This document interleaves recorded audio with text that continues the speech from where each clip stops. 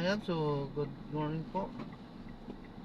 Good morning po again mga kababayan, mga sir. So this is John, the Filipino channel po ang inyong panglikod. So, today nga is October 24, 2024 at tayo ngayon ay andito sa Mesa Boy Hotel, Manila, Andros Avenue. Dito yan sa may Newport Boulevard, Barangay 183, Pasay. At dadalhin natin yan sa may, sandali lang po, i-arrive ko muna. Yan. So, dadalhin natin yan sa may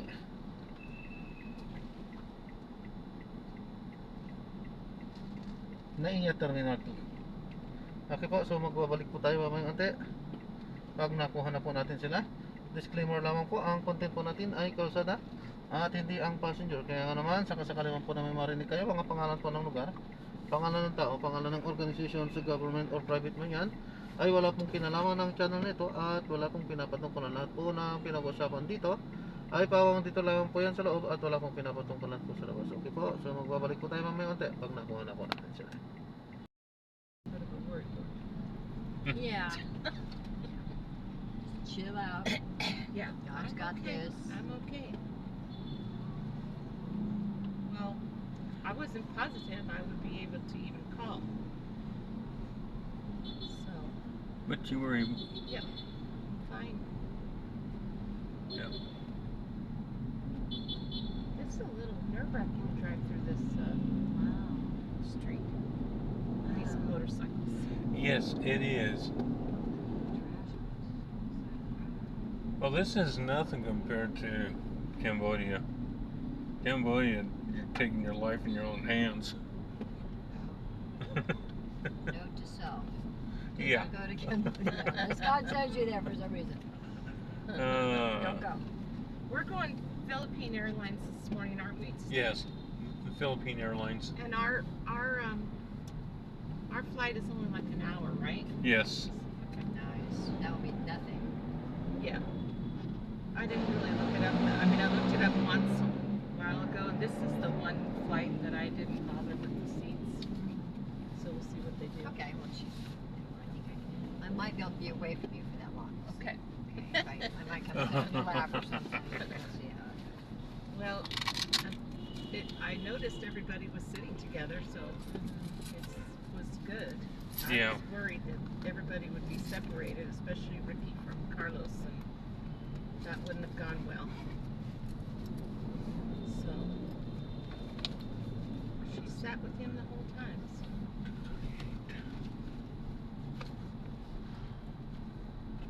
Pastor he would not have done well on that. He does not do well flying. The 12-hour. Well, even any. Even I the mean, 12 he gets pretty anxious. Yeah. And that flight. Between there and here. Yeah.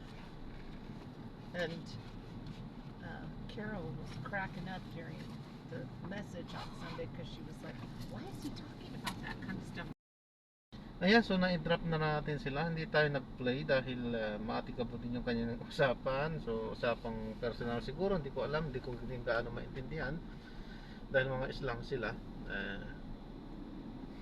Mahirap na, baka makapagpalagpas ako ng mga salitang hindi po pwedeng anuhin. So, minabuti na lang natin na hindi i-ere. Hindi tayo mag-film. So, yun. Mga ano natin naman is wala naman yun. It's just an usapan sa loob ng sasakyan. Okay po, so ayan, maraming salamat po sa panonood. Hanggang sa muli po, ingat at God bless po everyone. Paalam po muna pansamantala. Tayo ngayon ay mag-ikot-ikot muna. So nasa Terminal 2 nga tayo. So airport po, ginawa natin na yung ating last na mission sa hotel at dinrap nga natin. So palipad, sila yung mga palipad, pauwi sa kanilang mga bayan.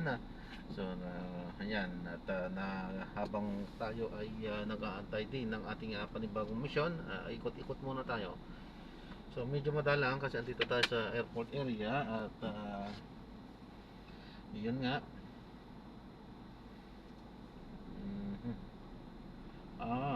Iniwanan din, ayos din naman, binigyan tayo ng tip. So may 120 tip tayo, 120. So may pangkain na. May sure na pangkain na tayo, iniwanan pa ng tubig. Iwanan din sana nila yung tubig na isa, yung isang so baka kapusin sila ng tubig, kaya siguro yun. Dinala. Kaso di rin niya ipapapasok sa kanila sa loob. Isang malaking bottle yung 5 liters 6 liters yata yun.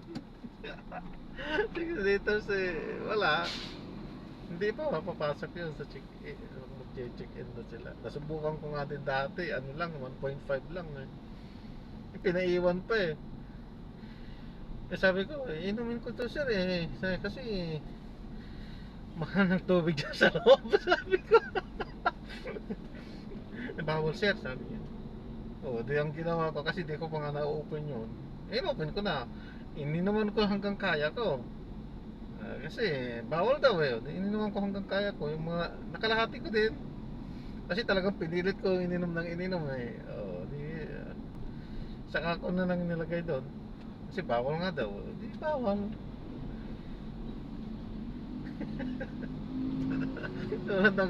Dalawa yun. Yung isa bawas ko na rin, yung isa hindi ko pa nga nababawasan, kalahati na rin yung isa di para maging fair, yung isa din binawasan ko na rin. Yung hindi nababawasan. Ay nako, dalawang 1.5 Wilkins yun. Wilkins ba yun? Parang Wilkins ka o Absolute yata yun. So yun nga yung that was matagal na yun if I'm not mistaken. 2015 pa yata yun. Matagal na po yun. Matagal na yun.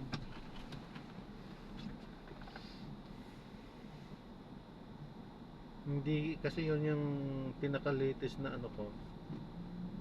pinaka-latest na flight ko. Pinaka-latest na flight ko 2018 Hindi yun yung latest. So nasa 2015 nga yun. 2015. So medyo matagal-tagal na rin pala yun. Kasi ganyan, bago kasi magbaon ng tubig. Dapat sana hindi nila ipagbawal, baon. Iinumin naman dyan sa loob Pero syempre, seguridad daw ng airport kasi yan. Tayo magagawa, talagang kailangan natin sumunod. Napakamahal kasi ng tubig talaga sa loob. Kaya gusto sanang magbaon, kaso nga lang, ano magagawa, bawal magbaon sa loob. Ewan ko lang kaya kung binagon din ng patakaran, basta dati bawal. Kaya nga, dahil nga sa kaya alam ko din, na-experience ko din na talagang bawal nga daw. Pinaiwan nga yung dala kong tubig. Okay, so ayan, maraming salamat po ulit sa panonood. So andito na tayo ulit sa airport road network tayo. Mag-iikot-ikot na kasi wala pa naman. So hanggang sa wala, at idire-diretso na natin yan. So baybayin natin yung EDSA na lang siguro. Yeah. Pero kung i-EDSA tayo, hindi, Pedro Hill na lang. Sa Bindiyan na lang tayo. So baybayin natin yon, para kahit pa paano marami tayong madadaan ng possibility mapagkuhanan ng ating mga next na mission.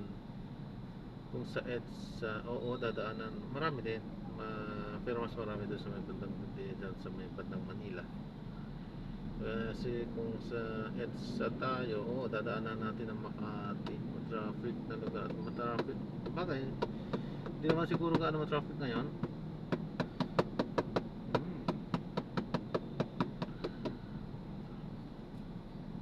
Ayan, so maraming salamat po sa panonood. Hanggang sa muli po, ingat at God bless po everyone. Paalam po muna pansamantala at tayo ngayon ay papunta at naghahanap ng ating panibagong misyon. So paalam po muna pansamantala po. God bless po, ingat po at paalam po.